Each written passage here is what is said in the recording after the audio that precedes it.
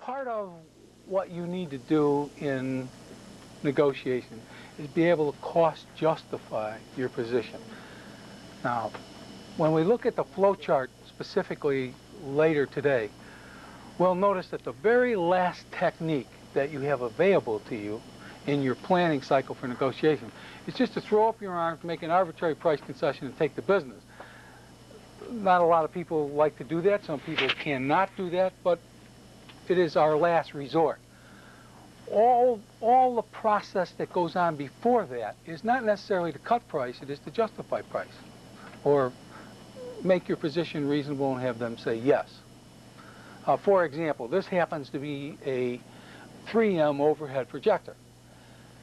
It is about 45% more expensive than all the other overhead projectors that are manufactured. So you'd ask yourself, why the hell would you pay more for a 3M overhead projector? I mean, they all throw out an image and whatever. Since I happen to buy this one, I know what the rationale is. There is about a $55 bulb that drives these things, and that is the expendable part of the process. Now, when you think about buying one of these for $300 or $350, think about the $55 bulbs that burn out every 10 hours or so. Now, in the design of this machine, they have a larger fan that goes faster and a larger air box that the bulb lives in.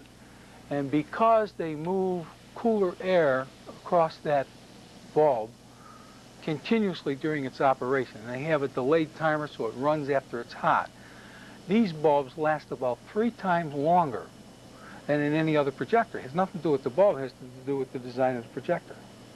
So that in the course of a year, I might only have to put one $55 bulb in here instead of 3 $55 bulbs. So you don't need to be a genius to sit down and figure out how many $55 makes up the $40 difference in a life. So that's cost justification. That is at the essence of a lot of decision making in business.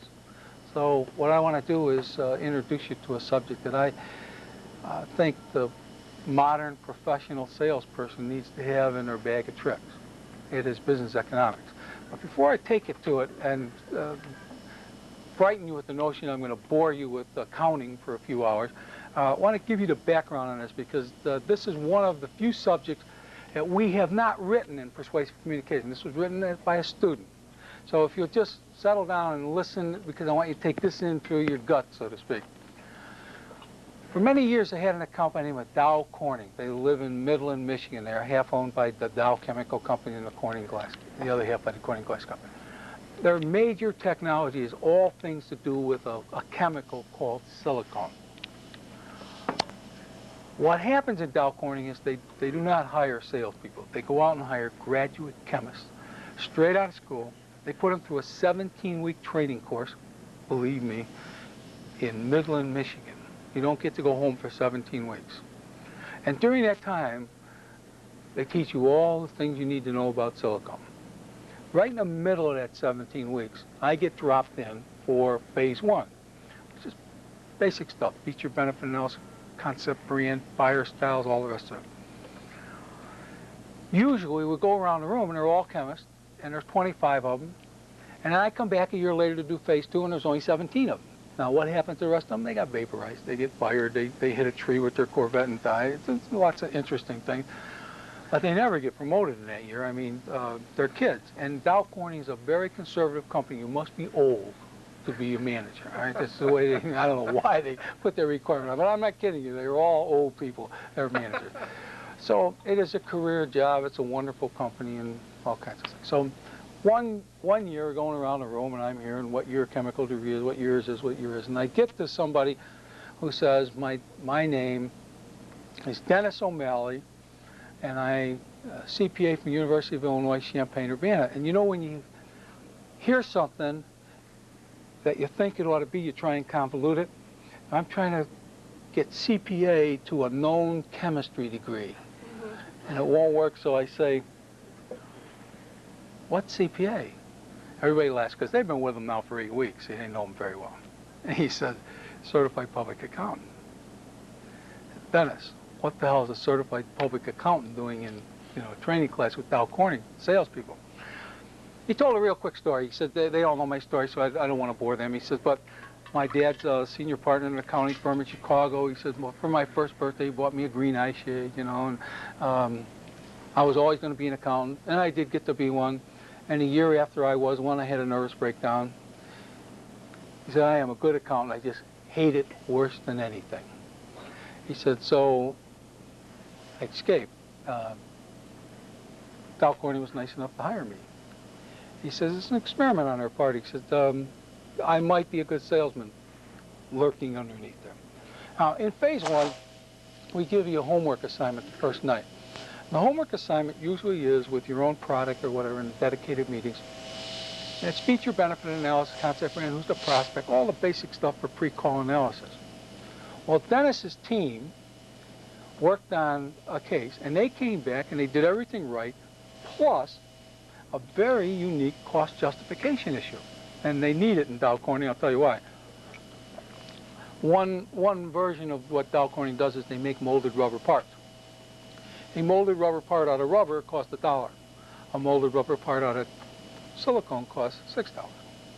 So how do you justify that difference? And they can do it sometimes under certain applications, whatever. That's one application. Okay. Great job. And Dennis did a good job through the 3 days. A year later, I get back, and they have dropped to the obligatory 16 or 17, and Dennis is among the missing. So I say, what happened to Dennis? They say, he got promoted. Unheard of. This kid's 26 years old. That's too young. So I, promoted?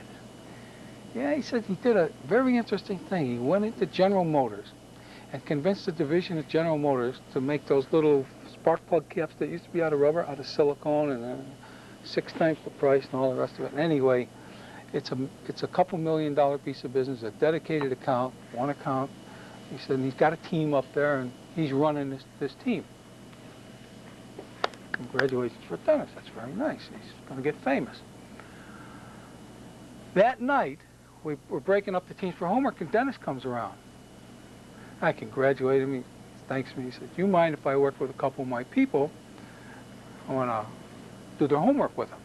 Well, that kind of interest from a manager is wonderful, so I thank him. I say, absolutely. And the next day, they come up with their cost justification approach, which is wonderful. Dennis is on a fast track. It's only a couple years later, and Dennis is hanging around all of our phase ones, but it's only a couple years later that he happens to be a division general manager. He's less than 30 years of age. And Dennis makes a request of me. He said, you know how I come and work with my people with that homework assignment? He said, you mind if I take an hour out of your program and do my shtick on business economics? I'm going to plead guilty to having a bad piece of ego in play here. And not only that, I lie to him. I say, no, I don't mind. And I do mind. You know, the kind of thing bugs me. So now you'll see a cruel side of me.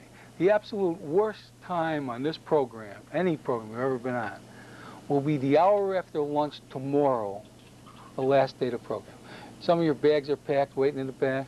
The clock's ticking, the airplane's time is coming, and whoever's on that program better be doing something interesting.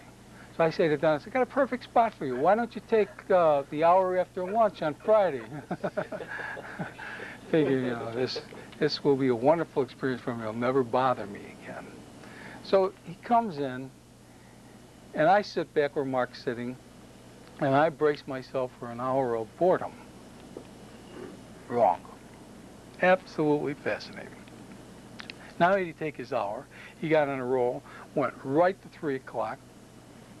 I stood up to start the standing ovation for his part of the program. It was wonderful. He became a regular fixture on the program until he became a vice president of the corporation a few years later, and then came to me and said, I want this material taught in Dow Corning. I've written it as a chapter and put a teaching outline together, and I'd like to teach you how to teach it. And that's how the material came into persuasive communication, as a student, a unique student, a CPA, i.e. business person, turned salesperson, and marrying those two technologies, became an extraordinary salesperson. So the goal in the next few minutes is not to turn you into CPA. The goal is not to give you your master's degree or anything else. It is to kind of kick open the door of tools that I think the professional salespeople of the 80s and the 90s absolutely have to have. And I also believe it's essential to the negotiations process. Because if we really believe that negotiating is not cutting price, then what are the tools we have available to us to justify our price? So we're going to kind of step in. Now, let me warn a couple of you, and I don't know this for a fact, but some of you must have some economics in your background. In the past, when I've had students have the economics in their background, they look at this at first and they say, oh, this is simple, I've heard this stuff before. Persuasive communication, as you gathered by now, teaches by tell, show, and do. I'm going to tell you, I'm going to show you some stuff, and then you're going to do some stuff. You will have a project, make some decision. This is not an add, subtract, multiply, and divide assignment. I respect you too much to think you don't know how to add and subtract, okay? This deals with theories and economics. And if you don't get those theories right, you can be very frustrated in a few hours. Also, I sit there saying, in my worst moments, never that the student didn't learn. It's always that the teacher didn't teach. So I don't want to play Phil Donahue on you, but help me. Just lean forward, listen to it, and don't think this is too simple at this point.